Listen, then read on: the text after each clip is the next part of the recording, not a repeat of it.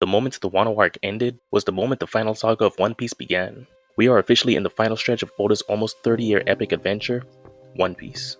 Like many long stories, there are some things that go unexplained by the time the story is over. One Piece may not be the exception. There are a lot more unanswered questions left in the story, but I am confident Oda will answer most of the big ones, such as what happened during the Void Century, what is the Will of D, where is Raftel located, and why Blackbeard can eat multiple devil fruits. This video is focused on the smaller questions that might slip through the cracks and go unanswered. With that being said, here are 10 things Oda needs to explain before One Piece is over. Let's get started. Number 1. How do characters use too much haki? During the Dressrosa arc, as Luffy was slapping around Doflamingo, Law said something interesting, that Luffy was using too much haki. This is weird because haki translates to ambition or will, so how does a character use too much of it? And after all of these years, there is only one other character that has faced similar problems, Zoro. Both characters use too much haki and have very different results. If Luffy uses too much haki in Gear 4, he can't use haki for 10 minutes. But if Zoro uses too much haki with Enma, he could very well die. How do these characters have different results from doing similar things? And how come we have not run into any other characters having the same issue as using too much haki? Oda, please explain this. Number 2. What happened to Zoro's eye? This has been a lingering question for over the last 10 years. After the 2-year time skip, the Strats each returned to Sabaody with new designs, but one design caught fans off guard. Zoro returned to Sabaody with one less eye than he left with. At first it seemed that Zoro was just keeping his eye closed to hide his Sharingan or Rinnegan, or whatever eye-related power-up he might have gained over the 2-year time skip, but over time, nothing happened. Zoro's eye is just gone. What happened over the 2-year time skip? And why are none of the Strats even remotely curious about this? Did he challenge Mihawk and lose his eye? Did he intentionally blind himself like Fujitora? Or did he lose it to one of the monkeys? Please Oda, don't tell me he lost it to a monkey. Having one eye seems to be a trend with swordsmen of the Shimotsuki clan, but that doesn't explain how Zoro lost his eye. Oda, please, it has been over 10 years. Just give us an answer. Number 3. What is Ashura? While we're on the subject of Zoro, what is Ashura? We can somewhat attribute Sanji's devil leg to his Germa lineage, but Zoro's Ashura is something different. During his fight with Kaku, Zoro randomly grew 2 heads, 4 arms, and essentially cloned his swords. And this was not some mirage. These new arms and swords were very real, as Kaku soon found out. And Zoro never really elaborated on how he does this. We even went the entire Wano arc with a character named Ashura who never displayed anything similar to what Zoro can do. Even when you read the One Piece wiki, you get a somewhat vague answer as to how Zoro uses Ashura. But that brings up other questions. Can Mihawk do this? Can Shanks do this? Does this only apply to swordsmen? Even if Oda said that people of the Shimotsuki clan occasionally sprout 2 heads, 4 arms, and can clone their swords, that would be a terrible answer, but at least it would be an answer. We have waited far too long for an explanation. Oda, please explain. Number 4. What is the connection between Tashigi and Kuina? For over 20 years, fans have speculated about the connection between Kuina and Tashigi. Both characters are identical in appearance, they live in the same ocean, they share the same beliefs, and they both have a connection to Zoro. Did Kuina survive her battle against Down D Stairs and lose her memory in the process? Is Tashigi Kuina's twin sister removed at birth? What is going on with these two? Some speculate that these characters are one and the same, but Oda has shot down this idea. This mystery has yet to be solved in over 20 years, and I do hope that Oda puts this mystery to bed at some point. Number 5. How did Mihawk become the world's strongest swordsman? Ever since his introduction over 25 years ago, Mihawk has been known as the world's strongest swordsman, the man Zoro has to defeat to achieve his dream. But how did Mihawk achieve this title? Was there someone else who was the world's strongest swordsman and Mihawk defeated him for the title? If so, how did that person achieve the title? The question surrounding Mihawk's acquisition of the title has left some people questioning the title altogether, since there are some very powerful swordsmen that Mihawk has likely never fought. His past rivalry with Shanks also hasn't helped with this speculation, leaving some to doubt if he truly is the world's strongest swordsman. The answer is yes, by the way. He is the world's strongest swordsman. This is a topic Oda needs to clarify before he ends the story once and for all.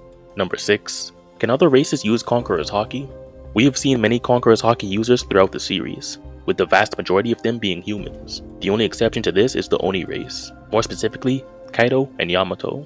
We have never seen a giant, mink, Tontada, fishman, Skypian, or even Lunarian using Conqueror's Haki. Even some of the strongest fishmen like Jinbei and Jack, or even the strongest minks like Inuarashi and Nekomamushi, have not showcased this ability. This begs the question, can other races use Conqueror's Haki? Is there something special about the Oni race that other non-human races don't have that lets them use Conqueror's Haki? Or is this just a coincidence? Rayleigh told Luffy that Conqueror's Haki is something people are born with. Has there really not been any Conqueror's Haki users of other prominent races? Or have we just not seen them yet? Time will tell. Number 7. What happened to the Oni race? Speaking of Onis, what happened to the Oni race? When we look at Kaido's flashback, he is the only Oni in the Vodka Kingdom. How did Kaido get there? Who are his parents? And where is the rest of the Oni tribe? There are very few Onis within the series, with Kaido and Yamato, and possibly Page 1, Ulti, Who's and Black Maria. The Onis may even have ties to the continent pullers such as Ors and Ors Jr. We know that the Three-Eyed Tribe, the Lunarians, and the Uchiha are almost extinct. I'm just kidding about the last tribe, by the way, just making sure you're still paying attention. But in all seriousness, is the Oni race almost extinct as well, or are they somewhere we have not visited in the story? Number 8. Why did Shanks lose his arm? We all know how Shanks lost his arm to a Sea King, and some of us know that Oda's editor told him that Shanks should lose his arm to really sell the impact of him saving Luffy. But the question still remains, how did Shanks, someone who consistently fought against the world's strongest swordsman, lose his arm to a Sea King? We've even seen Luffy easily defeat that same Sea King at the beginning of his adventure. Did Shanks forget to use armament haki? Did he get tired fighting Mihawk? Shanks told Whitebeard that he bet his arm on the next generation. But if Shanks really wanted to set Luffy up for success, to later become Joy Boy, why not take Luffy out to sea and train him himself? There were so many times where Luffy could have died since the beginning of the series all the way up until now, which would have made Shanks' sacrifice pointless. This would not even be such a problem if Shanks was not such a powerful character. I can't imagine any of the other top tiers losing a limb in this manner, which makes Shanks' situation all the more curious. Did Oda not know how strong Shanks would have to be in the future? I would really love to see how Oda tackles this question in the future. Number 9. What is the connection between Trafalgar Law and X-Drake? Way back in chapter 498 when the supernovas were first introduced, it was apparent that Trafalgar Law and X-Drake had some sort of history. X-Drake was even in Law's flashback and played a crucial role convincing Doflamingo that Law had escaped with the Navy. This is pretty interesting because we find out much later that X-Drake is actually a member of SWORD, pretending to be a pirate. This is all the more interesting when you consider the fact that X-Drake was the one who freed Law from jail during the Wano arc. Some people believe that Law could also be undercover within the Marines. This could make some sense when you consider the person that Law looks up to the most was Corazon, who was a Marine. And the person Law hates the most, the person who took Corazon away from him, was a pirate.